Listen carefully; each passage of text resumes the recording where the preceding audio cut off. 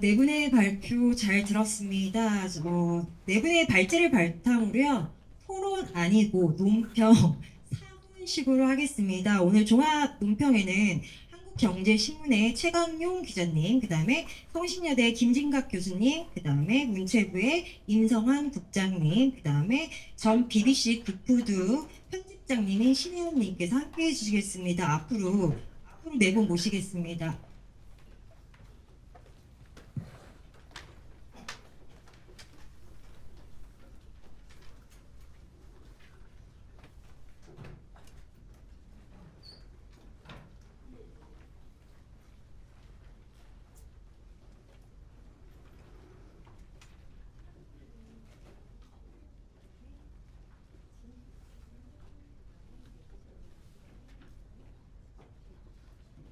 먼저 최강용 기자님께서 5분 아니 4분 발표 공개 부탁드립니다. 안녕하세요. 한국경제신문사의 최광명입니다. 오늘 저기 수생들 발제 너무너무 잘 들었고요. 그리고 제가 이제 지금 현재 한 27년 한경제에서 근무하는데요. 잡지 쪽 이야기를 토론을 해달라고 해서 정말 당황스럽게 오늘 그 발제를 들으면서 많이 배우게 됐습니다. 이제 참고로 제가 좀 말씀을 드리면 저희 회사가 1995년도에 환경 비즈니스라는 잡지를 저희 창간을 했어요. 근데 이제 이 상황이 안 좋다 보니까 2025년도 올해 그 잡지 환경 비즈니스하고 그다음에 그 출판하고 그 같이 합쳐서 이제 환경 매거진 앤 북이라고 통합 출판 플랫폼을 만들었어요. 근데 그럼에도 불구하고 지금 상황이 너무너무 안 좋고요.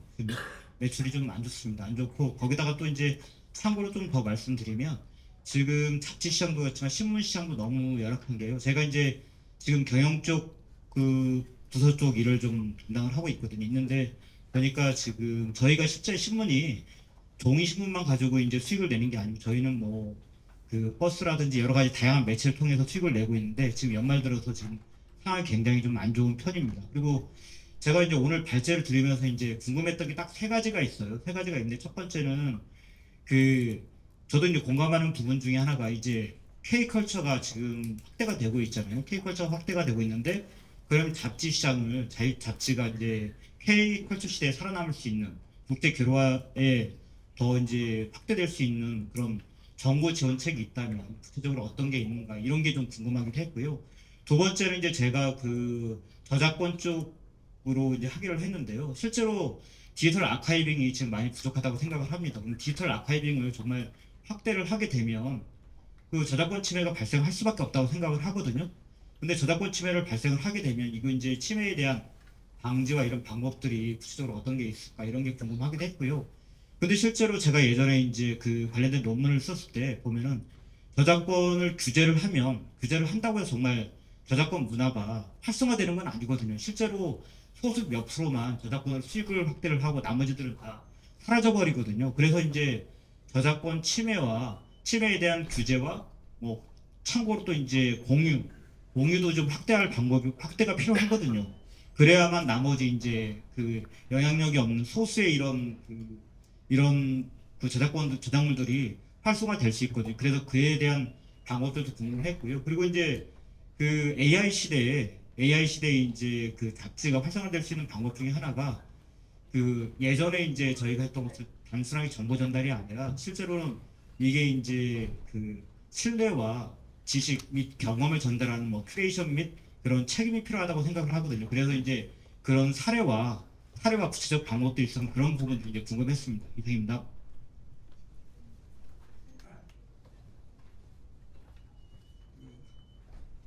어,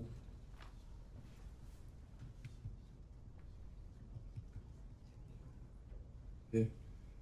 어, 저는 이제 사실 이제 4분이라는 이 토론 시간이 논평 시간이 너무 짧은데 제가 이제 들으면서 저는 이제 그 천원재 선생님의 이제 그 발제의 내용을 중심으로 해서 쭉 한번 살펴봤습니다. 근데 어, 그 3차 그다음에 4차 정부에게 잡지 진흥 정책이 어떤 성과를 냈고 뭐 어떤 한계를 냈고 이런 것들은 사실 이론적으로 다 이제 다룬 바가 있고 내용적으로도 충분히 여기 참석하신 분들도 이해를 했으리라 생각합니다. 그래서 사실 그걸 보면서 이제 제가 드는 생각, 저는 문화 정책을 이제 연구하는 입장에서 드는 생각은 이 잡지 정책, 잡지 진흥 정책이 이제 15년이나 이런 세월 동안 쭉 진행이 되어 오면서 잡지를 이제 나름대로 잡지 사는 걸 나름대로 또 많이 성장을 시키고 발전시키고 하는 그런 측면이 분명히 있다고 생각이 듭니다. 그런데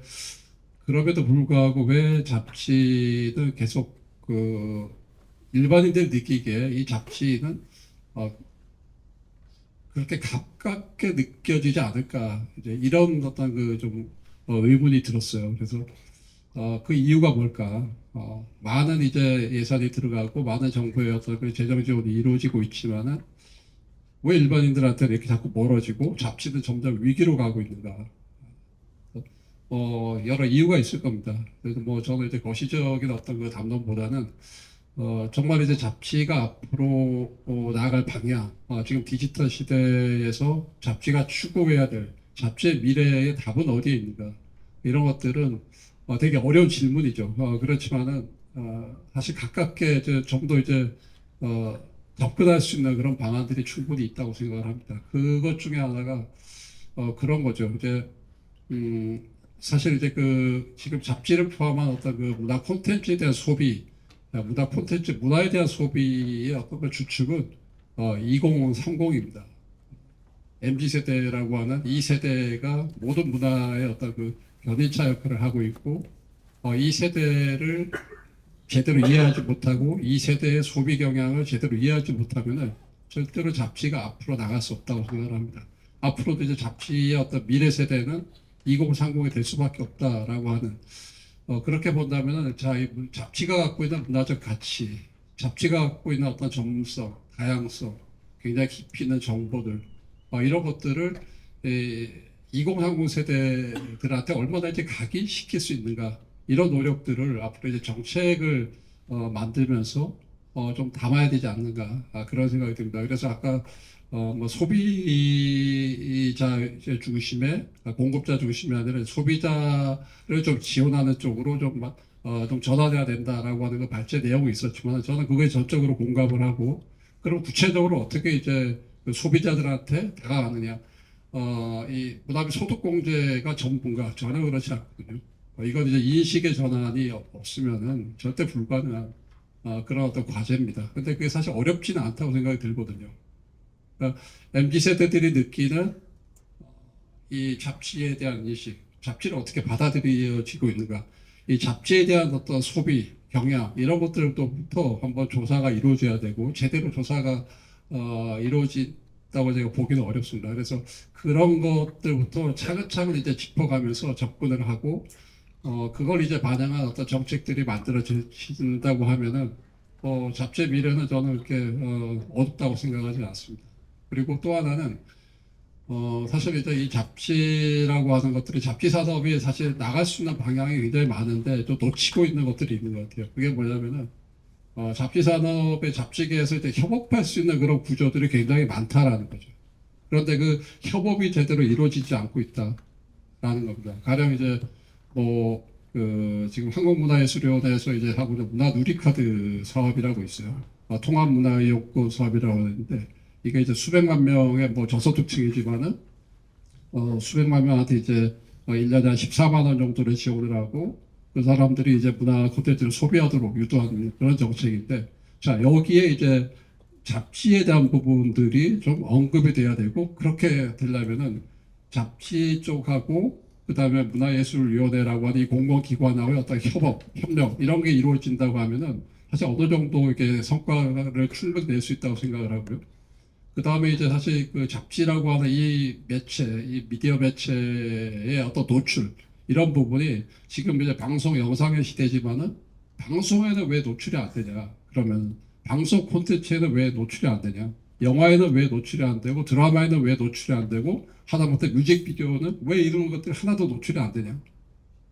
이게 굉장히 중요하거든요. 이게 사소한 것 같지만은 굉장히 놓쳐서는 안 될 그런 이제 그 잡지의 어떤 성장을 위해서 꼭 필요한 그런 어떤 시도들이다라고 생각을 합니다. 그래서 뭐 시간이 이제 다 된 것 같은데 저는 그래서 이제 한 두 가지 정도 앞에서 말씀드린 이제 그 문화 소비를 주도하는 그 세대들, 그러니까 이건 뭐 하나의 어떤 타깃이라고 볼 수도 있지만은 그 세대들의 어떤 그 잡지에 대한 소비와 관련한 인식들 그런 것들이 일단 먼저 파괴돼야 되고 그러면 그렇게 하기 위해서 인식이 구축이 되면은 이 세대들이 잡지를 소비할 수 있도록 어떻게 그러면 어떤 정책으로 가야 되는가 이게 이제 정책화가 만들어져야 되고 문화적 가치 확산이라고 하는 그런 정책이 지금도 있습니다만 이 문화적 가치 확산이라는 정책을 보다 정교하고 아주 정치하게 만들어야 되는 그런 과제가 있다고 생각을 하고요.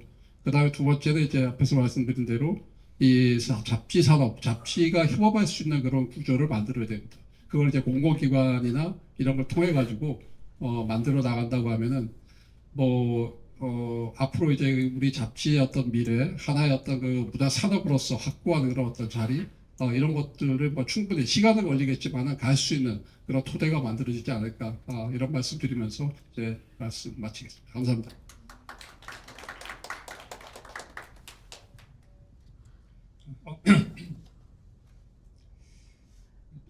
먼저 두 가지를 먼저 말씀드리고 싶은데요. 사실 여기 오늘 학회에서 우리 잡지 산업 세미나 하는 거를 우리 김정석 교수님을 통해서 제가 초청을 받으면서 이렇게 잡지 별도 세션이 학회에서 만들어진 부분에 대해서 전혀 모르고 있었는데요. 이 세션도 그렇지만은 다른 세션까지도 전체적으로 저뿐만이 아니고 우리 문체부 콘텐츠 쪽 담당하는 분들이 와서 들었으면 굉장히 유익했겠다 생각이 들었습니다. 책자를 제가 가능한 한 공유를 하도록 하겠습니다. 두 번째는 우리 잡지 산업 관련해서 그 네 분의 그 교수님들이 발표를 해주셨는데요. 여하튼 그 어렵다라는 결론으로 읽혀졌고요. 그리고 두 번째는 정부 차원에서 지원이 많이 부족하다, 많이 필요하다라는 메시지로 제가 받아들였습니다. 일단 상당 부분은 공감을 하고 있고요. 그 부분에 대해서는 담당 국장으로서 적극적으로 고민해 나가도록 하겠습니다. 그다음에 또 하나는 그 우리가 잡지를 논의하면서 그 잡지로 통칭을 하지만 잡지의 구성을 보면 굉장히 여러 가지 형태로 범주화가 가능할 것 같습니다. 안에 예를 들어서 상업성 또는 대중성, 오락성 있는 잡지에서부터 문학이라든가 예술성 잡지에 이르기까지 그리고 그 중간에 있는 시사 보도라든가 관련 그 전문 잡지들 그리고 여기를 또 벗어나는 예를 들어서 어떤 독립적인 잡지, 소규모 잡지 이런 것도 있을 것 같고요. 이렇게 우리가 잡지를 전체로 놓고 언급할 수도 있고 필요하면 범주화해서 카테고리별로 조금 나눠서 잡지를 언급할 필요성도 있겠다. 그래서 정책이라고 하는 것이 꼭 그 잡지 전체만 놓고 하는 건 아니거든요. 그 안에 들어가서 차별을 둘 수도 있고 그렇기 때문에 예를 들어서 출판 같은 경우도 저희들이 출판되는 모든 도서를 동일하게 취급하지만은 않습니다. 왜냐하면 다르기 때문에 예를 들어서 소중고 학습용 도서 같은 경우는 굉장히 쉽게 표현드리면 매출이 잘 이루어지고 있기 때문에 그쪽 부분에 대해서 이제 정책에서 약간 제외를 하고 다른 이제 도서들을 중심으로 지원책을 마련하는 이제 그런 특성도 있기 때문에 우리 출판과 관련해서도 언급을 할 때 또는 분석을 할 때 좀 그 잡지 스펙트럼을 좀 고려해가지고 나눠서 하시면서 그 안에서 지원책, 그 다음에 진흥책이 뭔지를 이렇게 구분해서 제시를 하면 더 좋겠다는 말씀 드리고 싶습니다. 또 하나는 그 디지털 전환 문제하고 AI 문제는 우리가 피할 수 없는 거고 오히려 빨리 탑승해서 이용해야 될 상황으로 느끼고 있고요. 신문 쪽을 하나 보면 언론재단에서 신문 관련해서 현재 지금 비카인지라는 이름으로 시스템을 이미 구축을 했고 현재는 한 104개 언론사, 신문 위주 방송 쪽은 말고 신문 쪽에 대한 그 뉴스 기사들을 빅데이터 해가지고 이거를 분석해서 우리가 키워드를 넣으면은 그 관련된 기사들을 제공해주고 서비스를 해주는 이제 그런 시스템까지 갖췄고 이거를 계속 업그레이드를 하고 있는데 전문 신문이라든가 우리 잡지라든가 이쪽은 아직 거기까지 진도가 안 나간 상황입니다. 오늘 말씀 주신 것 관련해서는 이제 요런 그 지면 신문을 갖고 이렇게 AI 빅데이터한 그 사례가 있기 때문에 이거를 참고해서 우리 잡지 쪽도 접근을 하면 속도가 좀 빨리 날 수 있겠다는 생각이 들었고 지역 신문 쪽도 아직 접근이 안 됐습니다만은 이 잡지 데이터를 빠른 속도로 디지털화하고 AI로 접근할 수 있는 형태로 만들어 놓는 것은 필수적이겠다는 생각이 들었습니다. 글로벌 진출 또는 해외 진출이라는 용어로 여러분들이 말씀을 많이 하셨는데요.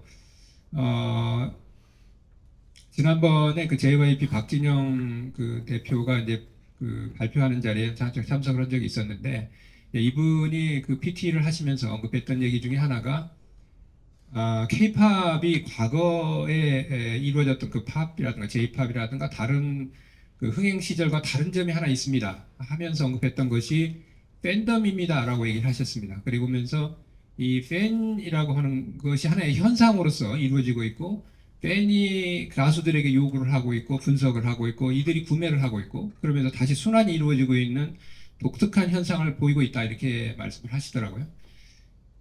우리 잡지에 있어서 팬은 누구일까? 특히 국제적인 관점에서 한국 내에서 말고 해외 진출을 한다라고 말씀을 하신다면 해외 누구를 대상으로 할 것인지, 전 세계 한국이라는 나라를 모르고 있는 그 외국인도 많은데 그들을 대상으로 할 것인지, 아니지 않습니까? 그러면 한국의 잡지에 관심 있는 그 독자층을 우리가 분류해낼 필요가 있고, 이분들을 대상으로 어떻게 진출할 것인지, 어느 나라로 진출할 것인지에 대한 고민과 전략이 필요하겠다는 생각이 들었고요.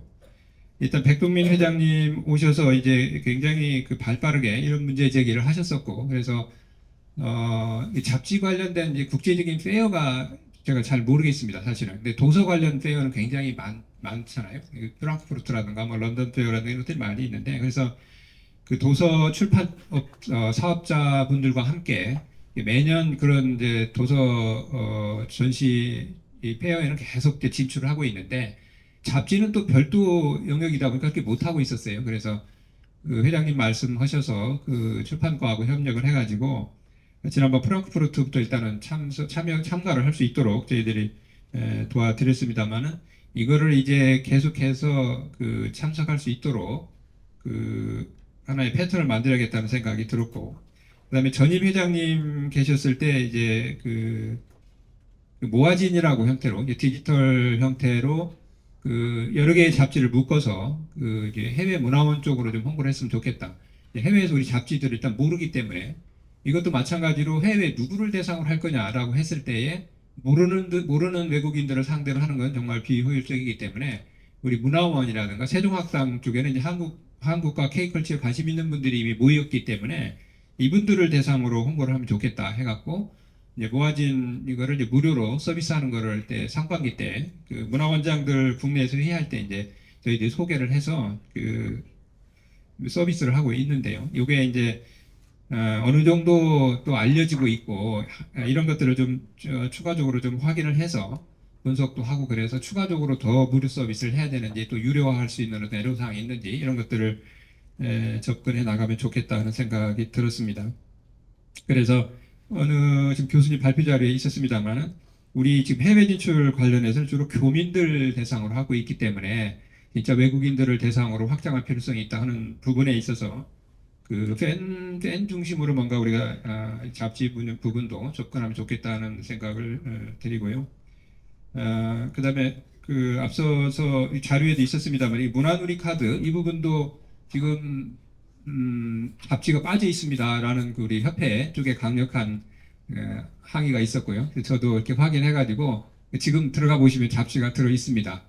그래서 잡지가 빠지지 않았다는 말씀을 드리고 싶고요. 그다음에 그 잡지 구독료 소득 공제 오늘 발표하신 분들 몇 분께서 말씀하셨는데, 이게 이제 이 조세 감면 내지 공제하는 부분이어가지고 이제 지금은 기재부 이제 세제실에서 이런 부분을 담당을 하고 있는데 굉장히 보수적이더라고요. 그래서 올해 이제 사실은 이제 그 출판 부분도 제작비 세액 공제 부분을 저희들이 어떻게든 반영하려고 노력을 했는데, 이제 웹툰까지만 추가로 반영이 됐고, 출판 쪽은 이제 반영이 안 됐는데, 이제 내년도에 저희들이 그 부분 관련해서 조금 적극적으로 노력할 계획인데요. 잡지 부분도 지금 도서에서부터 시작했지 않습니까? 이제 하나씩 들어가고 있는데, 우리 잡지가 꼭 포함이 될 수 있도록 노력하도록 하겠습니다. 그다음에 말씀 중에 계속 이제 읽게 하는 지원, 그 생산뿐만이 아니고 읽게 하는 지원이 필요하다, 이런 말씀들을 계속 하셨고, 독자층을 넓히는 측면에서도 그렇고 뭐 여러모로 중요하다고 생각을 합니다. 예, 요거는 지금 언론재단 통해서 신문 같은 경우는 이제 이것 또한 이제 취약계층 정책을 하다 보니까 일반인을 대상으로 하기는 좀 어렵습니다. 정책은 그 선별을 해야 되는 거고 여기를 집중하는 그런 측면이 있기 때문에 그러다 보니까 신문도 이제 구독 지원을 하고 있는데 취약계층을 또 대상으로 하고는 있어요. 그렇지만 잡지도 마찬가지로 오늘 제가 들으면서 말씀을 들으면서 생각을 했던 건데 언론재단을 통해서 이런 사업들을 개발을 하면 좋겠다는 생각이 들었고요. 그다음에 AI 관련해서 또 한 가지는 이제 그 AI를 직접적으로 우리 잡지 개별 회사에서 개발하거나 활용하기가 굉장히 어려운 측면이 있기 때문에 기술 개발을 좀 해갖고 그 개발을 해서 일정 기간은 이제 무료로 사용을 하고 또 그 기간이 넘으면은 이제 약간의 비용을 부담을 하면서 쓸 수 있는 AI를 개발을 하면 기술 개발을 해서 지원을 하면 어떨까 하는 생각을 했습니다. 그리고 그 김정석 교수님 자료에 보면은 이제 독보적인 콘텐츠, 이 민간 차원에서 노력해야 될 요소 중에 두 번째로 독보적인 콘텐츠가 필요하다 이런 언급이 있는데 저도 굉장히 공감하는 부분입니다. 이거는 이제 저희 정부에서 하는 역할이 아니고 그 업계에서 직접적으로 하셔야 될 부분인데 왜 이 잡지여야 하는지에 대해서 독자들에게 강하게 어필할 수 있는 그 고유성이 있어야 된다 하는 말씀을 드리고 싶고요. 지원은 결국은 측면에서의 지원이기 때문에 이게 본질은 아닙니다. 여하튼 콘텐츠 자체로서의 어떤 파워, 힘을 가지려면 그 잡지가 갖고 있는 독자적인 어떤 힘을 갖고 있어야 된다고 생각을 하고 저희 정부에서는 이제 오늘 언급됐던 뭐 각종 공제라든가 각종 지원 사업들을 저희들은 개발을 해야 된다고 생각을 합니다. 그다음에 그 3차 정기 가맹물 5개년 계획 오늘 여러분들이 말씀하셨는데요. 이게 이제 법정 계획이기도 하고 과거 불과 10여 년 전 이때만 봐도 뭐 3개년 계획, 5개년 계획이 의뢰 이런 그 진흥법에는 당연히 포함이 돼 있었고 우리 잡지법에도 그렇게 해서 들어가 있는 건데요. 이제 중장기 계획도 필요하기 때문에 단기적이고 직접적인 계획이 필요하지만 중장기적인 계획이 필요하기 때문에 이 계획을 마련을 할 겁니다. 하지만 지금은 1년이 과거 10년, 20년보다도 더 빠르기 때문에 사실은 이 5개년 계획을 짜는 동안에 이미 세상은 상당 부분 또 바뀔 가능성이 높기 때문에 빠른 속도로 그 단기 이 짧은 보고서라든가 이런 거를 통해서 우리 잡지 산업을 위한 어떤 그 정부의 지원 방향, 개선책 이런 것들을 좀 빠른 속도로 좀 만들어서 저희 쪽하고 조율을 하고 좀 제출해 주시면 지금 내년도 5월 달이면 이미 27년도 예산이 정부 예산은 거의 마무리가 됩니다. 사실은. 그래서 그렇게 또 시간을 우리가 소비하면 안 될 것 같아서 우리 협회 쪽하고 저희 쪽하고 조금 노력을 해서 빠른 속도로 우선적으로 필요한 과제들을 뽑아서 제안을 해주시면 저희가 내년도 예산 편성을 하면서 가능한 한 최대한 반영할 수 있도록 노력을 하겠습니다. 아울러서 우리가 많은 뮤직도 그렇고 뭐 아트도 그렇고 앞에 전부 K를 붙여가지고 요즘에 뭐 뷰티까지도 그다음에 푸드까지도 앞에 전부 K가 붙어서 그 세계적으로 호황을 얻고 있습니다. 마찬가지로 우리 잡지도 이제 한때 우리 문체부에서 K는 마법의 지팡이다 이런 표현을 쓴 바가 있었는데요. K를 붙여서 그렇고 또 잘해서 나중에 붙여졌기도 했습니다만은 우리 K 매거진이 국내적으로도 그렇고 세계적으로도 이제 오늘을 계기로 정말 활력을 얻고 성장해 나가는 기원을 드리도록 하겠습니다. 고맙습니다.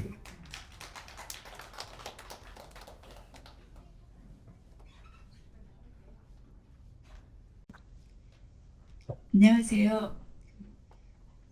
김수영 회장님이 잡지협회 행사니까 꼭 와야 된다고 봤는데 교수님들하고 이렇게 정책을 집행하시는 분들과 이렇게 많은 분들이 관심을 갖고 와주실 걸 보니까 굉장히 기쁜 게 저는 90년대 초반부터 2023년까지 실제로 잡지를 만들어 왔던 사람이에요. 그러니까 원고지에다가 연필로 쓰면서 이제 기사를 작성하고 취재를 하기 위해서 사람들을 만나야만 정보를 얻을 수 있었고 책을 읽어야만 제가 쓸 수 있는 내용을 발췌할 수 있었고, 그런 시절에서 PC가 들어왔고, 지금 이제 디지털 시대가 됐고, 그 시대를 다 겪으면서 잡지를 만들어 온 사람으로서, 잡지가 가장 화양연화의 시대를 보낼 때도 경험을 했고요. 요즘같이 아주 우울해져가는 시대도 지금 경험을 하고 있는데요. 어제 저녁에 저도 그 센터 마지막 홀을 받았습니다. 집에서 정기구독을 하고 있었는데 1호 때 쓰셨던 고흐의 정물화를 표지 사진으로 쓰셨더라고요. 그래서 그 김성구 사장님이 간략하게 소회를 쓰셨는데 그걸 보면서 굉장히 우울하고 가슴이 아프고 섭섭하고 그런 마음으로 여기에 왔는데 여기에 오니까 잡지 산업의 현실에 대해서 아주 데이터를 토대로 명확하게 연구하시는 교수님들도 계시고 그다음에 협회 분들이 여러 가지 제안도 하셔서 정책을 만들어가는 그런 거에 대한 얘기도 들었고요. 그런 걸 보면서 굉장히 어, 뭔가 약간의 희망이 있지 않을까? 그런 생각을 좀 갖게 됐고요. 그 내용을 들으면서 저도 사실 이제 지금 아까 그 매거진의 수출에 대해서 얘기했는데 저는 사실 매거진의 수입의 일익을 담당했던 사람이에요. 라이센스 매거진들 뭐 들어올 때 같이 일을 했었고 최종적으로는 BBC에서 만드는 고푸드 잡지를 만들었는데 거기 편집장으로 일했는데 23년에 BBC에서 고푸드라는 잡지를 회사 전체를 내보냈습니다. 그래서 지금 BBC 사이트에는 푸드 컨텐츠는 없어요. 그 다른 것들을 하고 있는데 이제 고푸드는 자체로 나가서 자기 회사를 갖고 운영을 하고 잡지도 내고 그다음에 굿푸드 쇼라는 걸 통해서 자기들의 수익을 창출하고 있거든요. 근데 그런 어떤 일련의 변화들이 전 세계적으로 일어나고 그다음에 AI가 다 모든 걸 만들어주는 세상이 됐는데 아까 그 강민석 교수님이 여러 가지 AI가 이렇게 어떤 노동 집약적인 산업을 좀 더 편리하게 해줄 수 있고 좀 더 좋은 데이터들을 뽑을 수 있고 그와 함께 그 우려되는 어떤 저작권에 대한 위험이라든가 책임감에 대한 거 그다음에 기자라기보다는 어떤 선별자로 일을 해야 된다는 그런 부분에 많이 공감을 했습니다. 그리고 잡지협회가 제가 잡지 기자로 일을 할 때는 잡지협회 회비만 내는 거 아닌가 하는 생각을 했었는데 막상 여기 와서 이 발표를 보면서 아, 잡지협회에서 열심히 일을 하고 계시는구나. 그 다음에 컨텐츠가 이 디지털 세대로 접어드는데 노력을 하고 계시는구나. 이런 부분에서 좀 약간의 희망을 얻었습니다. 저는 짧게 하라고 그랬으니까 여기까지 하겠습니다. 고맙습니다.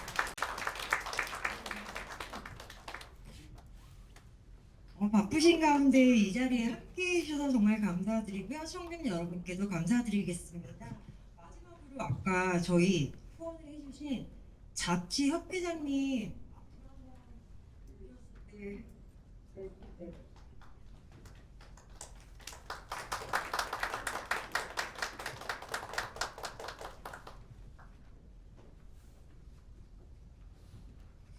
저도 좀 기회를 주셔서 감사합니다. 우선 되게 어려운 가운데 우리 글로벌 문화 콘텐츠 학회 강소영 회장님을 비롯한 학회 관계자님께 우리 잡지 후원 세션을 만들어 주셔서 대단히 감사드리고요. 또 바쁘신 가운데도 우리 잡지 발행인들 이렇게 첨예 감신사를 가지고 오셔서 감사합니다. 그리고 특히 발제해 주신 네 분의 교수님, 심영석 교수님, 또 김정수 교수님을 비롯한 교수님들, 또 논평해 주신 분들 다들 경의를 표합니다. 저희 잡지 산업 입장에서 보면 업계에서 보면 물론 시대 트렌드에 맞게 자정 노력도 필요하고 열심히 해야 되는 부분도 있습니다만은 우연찮게도 2008년 8월 12일 날 우리 잡지진흥법이 시행됐습니다. 그래서 2012년부터 1차, 2차, 3차 지금 현재 3차 진흥법이 진행되고 있는 가운데 공교롭게도 명문화만 되고 하나도 실천이 안 됐습니다. 죄송하게도 너무 우리 잡지의 매력과 가치가 분명히 있음에도 아까 말씀하시듯이 팬덤이 있어야 된다, 독자층이 있어야 된다는 것을 잘 알고 있습니다. 다만 정부가 그동안 너무 소외되고 방치시킨 거 아닌가 하는 생각을 많이 하고 있습니다. 왜 그러냐면 미디어 다양성 측면에서도 그렇고 균형 정책을 실시해야 되는데 그렇지 않는 부분들이 많아요. 그리고 우리가 소위 말하면은 잡지는 언론인데 사실 언론진흥재단에 가서 보면 신문 방송에 밀립니다. 또 우리가 책의 역할도 해요. 뉴스 기반 서비스도 하지만 책의 역할도 하거든요. 교양과 지식을. 근데 또 도서 쪽으로 가면 독서 진흥 정책에서 밀립니다. 그래서 양쪽에서 치다 보니까 정책에서 소외되고 빠져있는 부분들이 많아요. 아까도 지금 해외 글로벌 진출할 때 해외 글로벌 진출하려면 모티베이션이 있어야 되거든요. 제가 지난번에도 세종학당 제안한 부분이 뭐냐면 이번에 이재명 대통령께서도 말씀하시던데요. 국정업무보고에서 전 세계 87개국 252개소에서 세종학당이 문체부 지정해서 하고 있는데 교재가 없대요. 태 부족하고 교재를 신청해도 늦는데요. 그래서 제가 사실은 올 초에 우리 잡지를 부교재로 써라. 한국 문화를 가장 다양하게 알릴 수 있는 게 잡지다. 정제된 정보를 가지고 있고 대중성과 전문성을 가지고 있기 때문에 잡지를 세종학당 부교재로 쓰면 전 세계 30만 명이 한글 배우고 싶어하는 외국인들이 사용할 수 있죠. 온라인으로는 콘텐츠, 오프라인으로는 종이 잡지. 그리고 지금 한글 학교 있잖아요. 재동포를 대상으로 하는 한글 학교가 1,400개입니다. 거기에 왜 오프라인 잡지 못 냅니까? 저는 그런 점에서 그런 점에서 제가 정책과 제도에서 절대 소외시키지 마라. 미디어 정책을 균형적이게 좀 진행했으면 좋겠다. 이런 말씀을 드리고요. 오늘 너무 좋은 말씀, 과거, 현재, 미래를 성찰하는 좋은 시간이었습니다. 감사합니다. 이로써 이번 세션 마무리하겠습니다. 감사합니다.